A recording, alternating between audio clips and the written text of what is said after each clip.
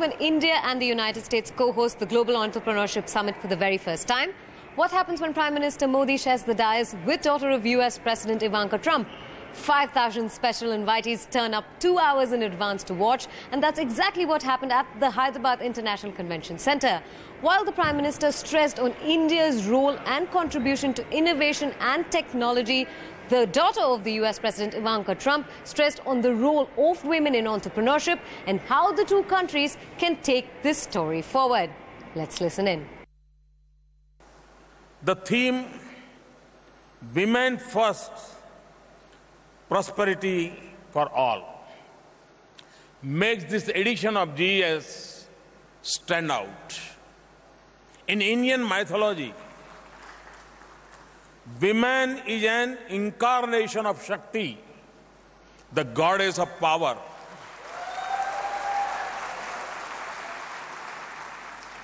We believe women empowerment is vital to our development.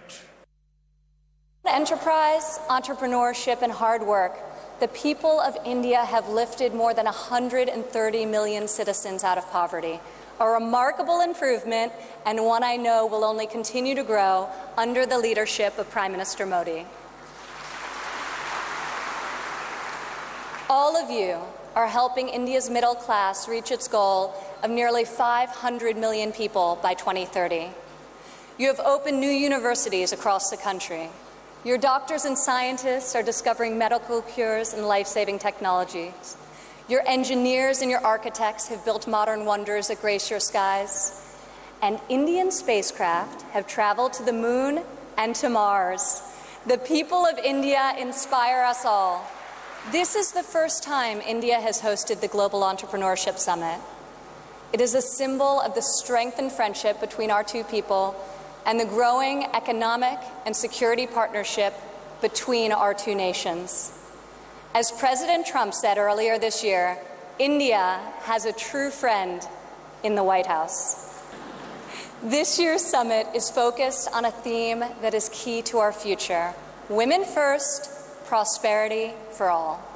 I'm proud to say that for the first time ever, women make up the majority of the 1,500 entrepreneurs selected to attend this summit. Only when women are empowered to thrive will our families, our economies, and our societies reach their fullest potential. One study estimates that closing the gender entrepreneurship gap worldwide could grow our global GDP by as much as 2%. The women in this room can lead the way in closing that gap and ushering in a new era of greater prosperity. Needless to say, the who's who of India gathered here at the inaugural address at GES 2017, and we caught up with most of the CEOs after that address by Prime Minister Modi and Ivanka Trump to ask them what was the significance of India hosting such a global scale event, what it really meant for India's investment climate and startup ecosystem, and also ask the CEOs what they would be looking for if they were to invest into that next big idea or aspiring entrepreneur. Let's find out. I think it sends a very strong message for all the entrepreneurs in the country, and some of us who are, I would say, older entrepreneurs are here to cheer the young entrepreneurs who are coming up. Absolutely. And to that extent, I think these events are very, very powerful and inspiring. And I'm very glad that the Prime Minister made a call to all the entrepreneurs, especially the women entrepreneurs. And Ivanka Trump did the same. So I would say it's a good endorsement for India's entrepreneur ecosystem. India is a land of entrepreneurs. As you know, some of the states of our countries are doing great in the business development. And when we are looking up the second generations or the young generations, and when we are also talking about the women empowerment area, in that context, I think young entrepreneurships will get the great opportunity, great motivations by these such events, which is led by the US government. It get a great opportunity for the global access of the technology, innovations, and creativity and the business development. We have done exceedingly well in growth of our economy and so many other areas. But the one thing which still needs more impetus, needs more to happen, is actually job creation. Correct. So this is a wonderful opportunity to be able to host the Global Entrepreneurship Summit. And I think the other unique feature is that there's a big focus on women.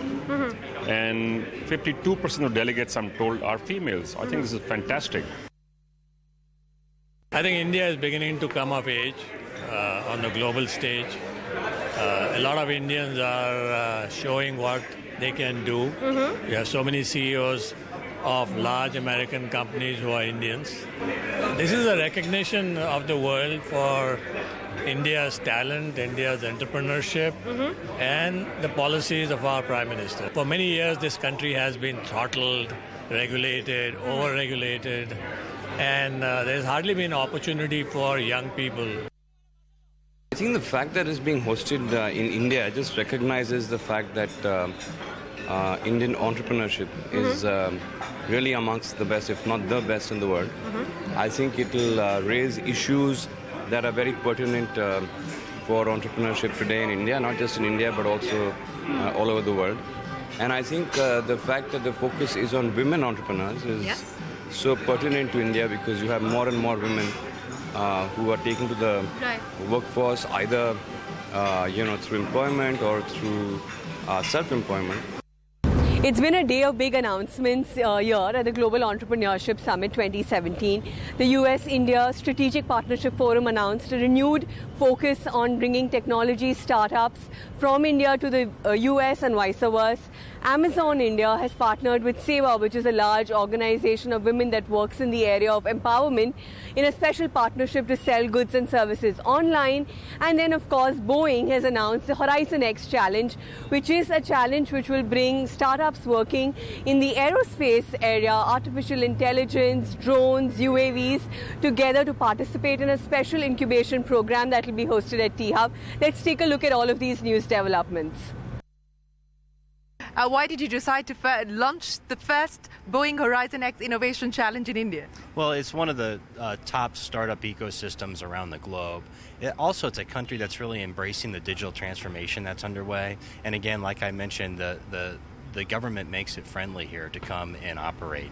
And so those are really the three main reasons why we came here. Not to mention that we do have a strong building base of Boeing employees, and in this challenge it's going to be both external companies, startups that have opportunities, as well as some internal opportunities for some of our employees to bring their ideas forward. So how do you nurture these startups after the challenge is over?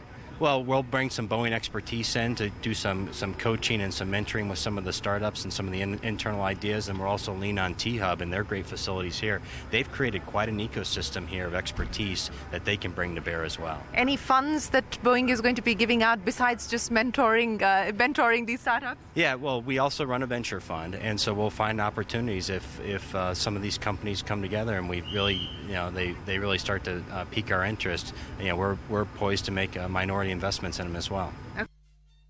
Gopal, let me start by asking you about what Amazon Saheli is all about. Absolutely. Thanks for having us.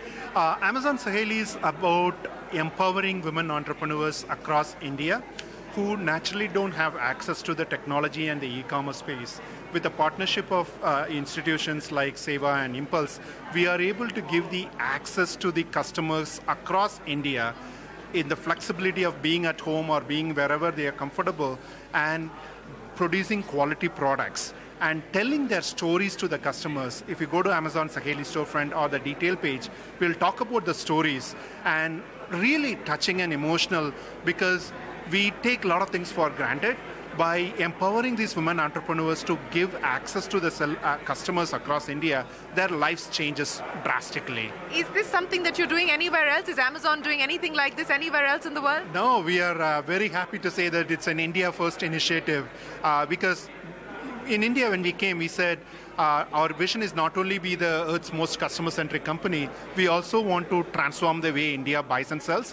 When we put that mission together, we need to really work backward from the sellers and see what opportunities exist. And this is one of those initiatives, innovations that came out of Amazon India. What might be some of the areas of focus? So traditionally, we've seen defense. Large pharma, of course, has a massive interest in India. But as far as the younger innovation ecosystem is concerned, startups here in India are concerned, what would be some of the focus areas? Well, I think it could be in healthcare. It could be in logistics. It could be in ease of doing business from a perspective e-markets itself. So I think there's a lot of opportunity for startups to bring in efficiency into the market with their startups. So I think we will see a strong trend coming in from Indian side. And more important, I think we'll see trend coming on the product side also. All right. And as far as technology transfer pushbacks are concerned, we've seen that in the past, right? And it's something that the IT industry and the pharma industry tends to grapple with as well. What do you think will be different as far as startups are concerned? Won't there be IP protection issues there, issues regarding technology transfer and impediments that might come in there in terms of policy? I think from a policy perspective, India has announced a IPR policy, which is in stage of being rolled out. It is not the perfect policy, but I think it's a very good start. So I think they will protect companies' IP itself.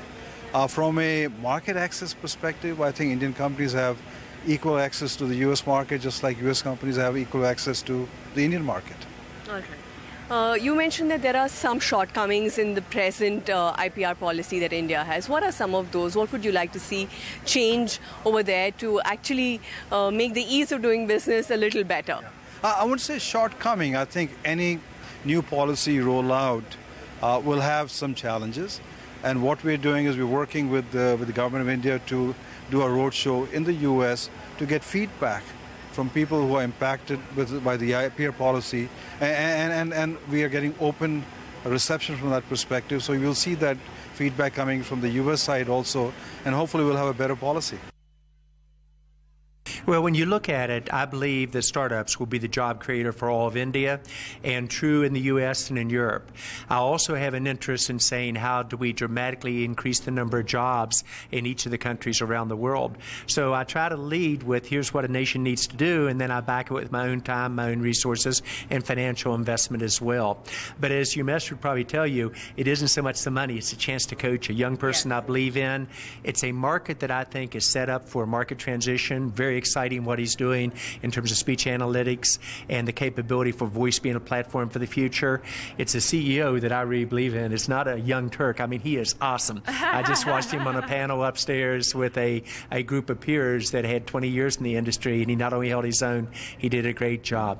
Customers love his product. He's got great VCs behind him. He's built a very, very strong team. He knows what he knows, and he knows what he doesn't. So it's going to be fun coaching him. And think of me kind of as an advisor, a mentor, if you will, who's also putting in a financial investment. Well, Umesh, you're lucky to have John Chambers as a mentor as well as an investor. So congratulations to you and to the entire team at Unifor. But tell me a little bit more about what's the next stage now as far as the Unifor story is concerned. Well, thank you, Shireen. So, clearly this is a big moment for us, having John, come and partner with us. Like John said, what I was really after was, not so much his money, but to be able to... How much money have you managed to get out of him, by the way? Well, that's something that John and I are not talking about today. But what was more interesting and important for Unifor and me was to be able to be coached by John. So as a B2B startup in India, which is now looking to spread its wings and go global, to be able to learn from somebody who's sort of seen the movie, how to build sales channels around the world, how to build great teams around the world, how to go conquer global markets. That's what I was really after. What John doesn't know is I could have given him the shares for free as well, just for his time. Well, we did tell you that GES 2017 has over 1,500 delegates from all parts of the globe, ranging from ages of 13 to 63. But what is it about 13-year-old Hamish, the youngest delegate at GES 2017, that makes him so special? We'll tell you on the other side of this break.